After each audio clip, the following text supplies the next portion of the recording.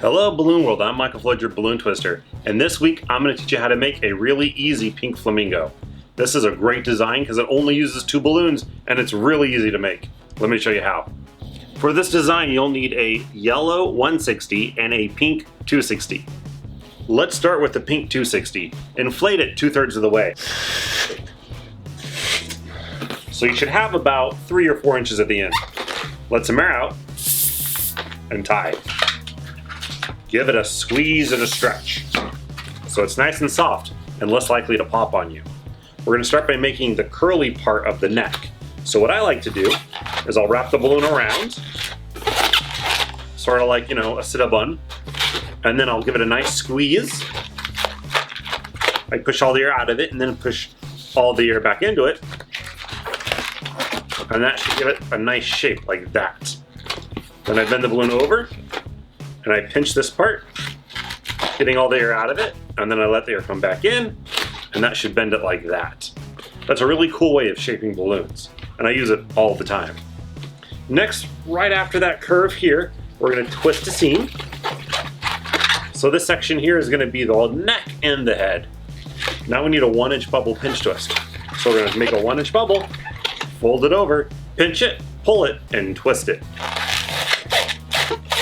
That can be a little difficult. Pinch twists are one of the most difficult things to make out of the balloons, but with practice you can get it. I struggled with it for a long time, but trust me, if I can get it, so can you. So there we have our neck, and the pinch twist there basically adds to make sure our neck is pointing up instead of out.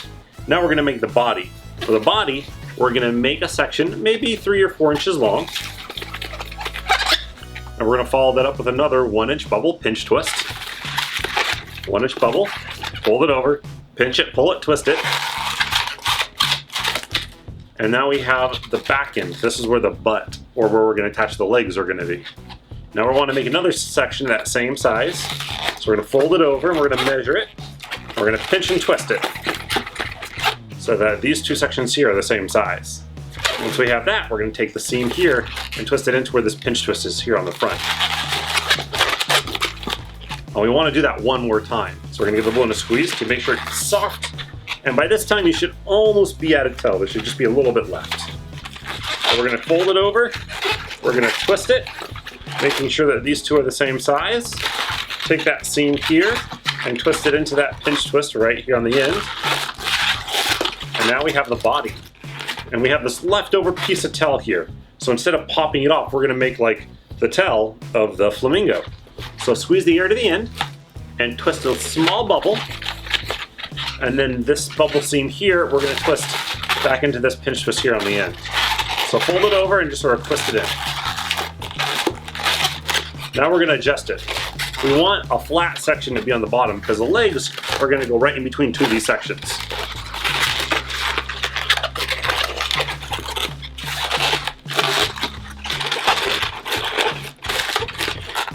So I like to adjust it like this, with the flower petal on the end for the tail. We have the pinch twist and the extra bubble there. We have the 3 sections with a flat side on the bottom, which means the extra 3rd bubble is there on the top. And we have the curved head pointing up. This is what your pink balloon should look like so far. It sort of looks a little bit like a swan, I think, but we're going to turn it into a flamingo. Get your yellow 160 out, and we're going to inflate it almost all the way. We're going to leave maybe about 2 inches of tail at the end.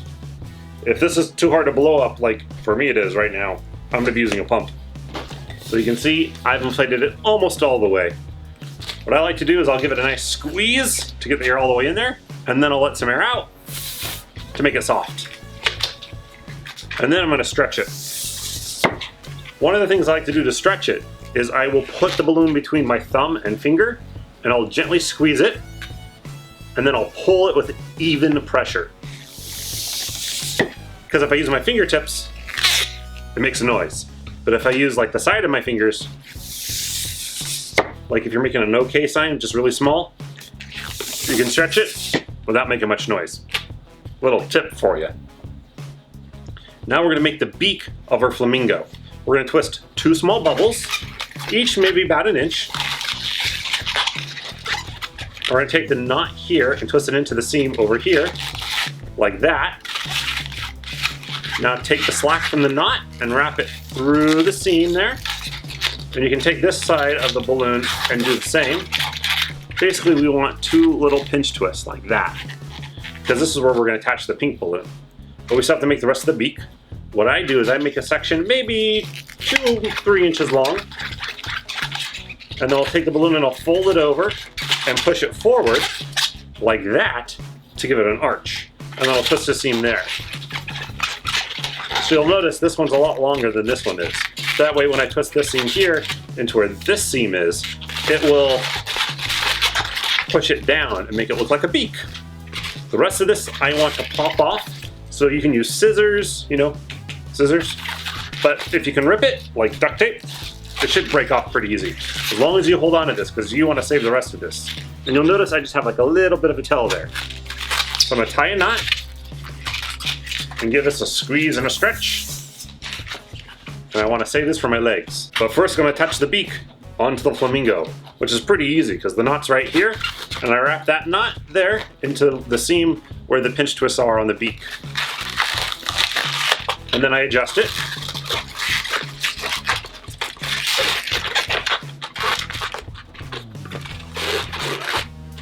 And there, my flamingo has a beak now.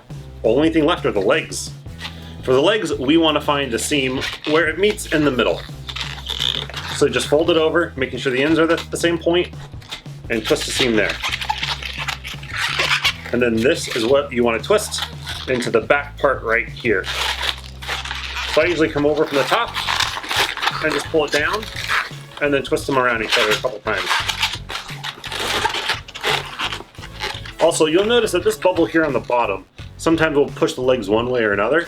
So if you flip this in the pinch twist,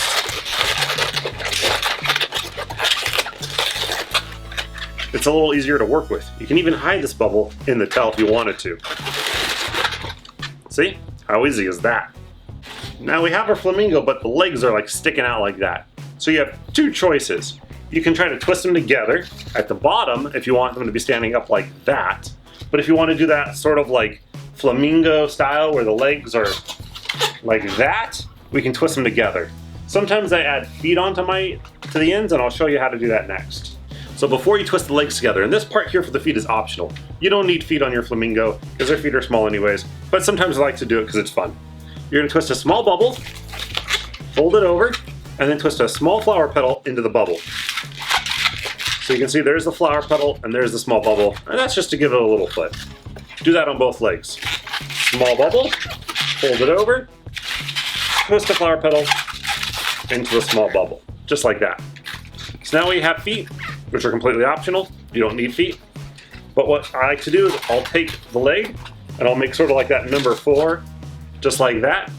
Find a good spot where it lines up, where I like it, and then I'll just pinch it right there in the middle. And while pinching it, I'll turn one side. And then I'll sort of twist it. That might be a little hard to do if the balloons aren't soft, so make sure you keep them soft. And now I have the legs. But to keep the legs from, being all awkward and angled, I'm going to open up the body, take the front leg, and insert it in there. Just a little bit. So now you can see it's right in there between the 2 sections. And now I just need to adjust the legs so they face the right way. If you're having difficulty getting these to lay flat, putting an extra pinch twist on both sides will help keep it even, but that uses some of the balloon, which makes the legs a little shorter.